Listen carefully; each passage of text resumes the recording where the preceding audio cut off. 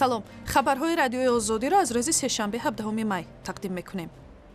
додгоҳи ширбинскии шаҳри Маскав рӯзи 17 май 22 ширкатдори занозании гӯристони Хованскаеро ба 15 шабона рӯзи ҳабси маъмурӣ маҳкум кард. 2 нафари онҳо шаҳрванди Русия ва 20 нафарашон шаҳрвандони Тоҷикистон мебошанд. додгоҳ онҳоро аз рӯи моддаи авбошии хурд гунаҳгор донист. аз ин пеш додгоҳи Преснинскии Маскав 12 нафари дигарро барои ширкат дар занозании гурӯҳӣ боздошт ва нисбаташон аз рӯи моддаҳои куштор, ҳифзу нигоҳдории ғайриқонунии силоҳ ва ҳам авбошӣ парванда боз кард. Кумитаи тафтишот дирӯз гуфт, ки моҷарои хунини гӯристони Хованская рӯзи 14 май бо сабаби вуҷуди баҳсҳои молӣ сар задааст. сухангӯи сафорати Тоҷикистон дар Маскав Сарвар Бахтӣ дар як суҳбат бо радиои Озодӣ аз воқеъбинона таҳқиқ шудани ин қазия то ҳамин лаҳза изҳори қаноатмандӣ кард. аз ҷудо 100 нафаре ки масалан ҳамон рӯз боздошт шуда буданд, 87 нафар шаҳрвандонро аллакай озод карданд. баъзе он шаҳрвандоне ки ҳуҷҷатҳои тасдиқкунандаи шахсият надоштанд, онҳоро ба ҳамон боздоштгоҳи муваққатии шаҳрвандони хориҷӣ фиристоданд. дар маҷмӯъ тибқи иттилои вазорати корҳои дохилии Русия дар занозании қабристони Хованская ки 14 май рух дод, наздики 200 нафар иштирок карданд. додгоҳи вилояти Хатлон 5 сокини ҷамоати узуни ноҳияи Ҷалолиддини Балхиро барои талоши ғазби ҳукумат дар Тоҷикистон гунаҳгор донист ва ҳамаи онҳоро ба муҳлати аз 5 то ба 6 соли зиндон маҳкум кард. ба қавли додситон, айбдоршавандаҳо ғояҳои ҷараёни салафияро тарғиб намуда аз мардум даъват мекарданд, ки тарзи намозхонаашонро дигар кунанд ва барои хешовандони фавтидаашон худоӣ ва дигар маъракаҳои хайрияву садақа баргузор накунанд. ба гуфтаи додраси парванда аз хонаи ҷавонони айбдоршаванда, китобҳои ҷараёни салафия, диску наворҳои тарғиботии ин ҳаракат пайдо ва мусодира шудааст.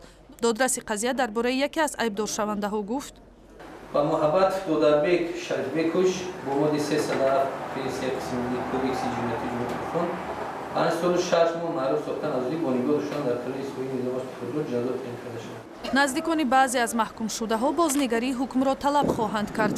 мақомоти вилояти Хатлон мегӯянд, дар зарфи 3 моҳи соли равон 50 сокини ин вилоятро бо иттиҳоми пайравӣ аз ҷараёни салафия дастгир карданд. додгоҳи олии Тоҷикистон соли 2009 фаъолияти ҷараёни салафияро мамнӯъ эълон кард. мавзӯи ҳифзи ёдгориҳои таърихиву фарҳангӣ дар меҳвари баррасиҳои мақомоти кишварҳои Осиёи Марказӣ ва Кореяи Ҷанубӣ қарор дошт, ки имрӯз дар шаҳри Душанбе ҷараён гирифт. дар кори ин нишаст мақомоти соҳаи фарҳанги кишварҳои Тоҷикистон, Ӯзбекистон, Қазоқистону Қирғизистон ва Кореяи Ҷанубӣ иштирок карданд. яке аз масоили мавриди баррасӣ тавсеяи феҳристи ёдгориҳои шифоҳӣ ва ғайримоддии башарӣ дар қаламравҳои ин кишварҳо будааст. нишаст рӯзи 18 май бо имзои санаде ба анҷом мерасад. мақомоти вилояти Суғд мегӯянд, дар ҷои пештараи муҷассамаи Исмоили Сомонӣ дар Хуҷанд на маҷмааи қаблан тарҳрезӣ шудаи Темурмалик, балки муҷассамаи 25-солагии истиқлоли Тоҷикистон қомат хоҳад афрохт. Тоҷикистон имсол аз 25-умин солгарди истиқлолаш таҷлил мекунад ва зоҳиран парда аз болои ин муҷассама низ дар моҳи сентябр бардошта мешавад. овозхони украинӣ Ҷамола, ки рӯзи 14 май дар озмуни Евровижн пирӯз гашт, ба гирифтани медали давлатӣ сазовор дониста шуд. президенти Украина Петро Порошенко Ҷамоларо ба ҳузур пазируфта, ба ӯ медали давлатӣ ва мақоми ҳунарманди шоистаи Украинаро тақдим кард.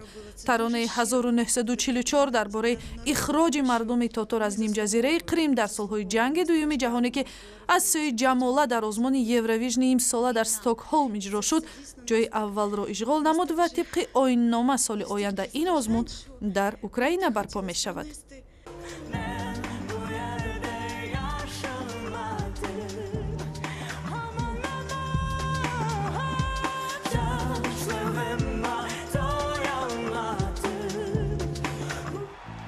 овозхон Ҷамола дар суҳбате бо хабарнигорон ҳаводиси соли 1944-ро ба ишғоли Крим аз тарафи Русия дар соли 2014 шабоҳат додааст.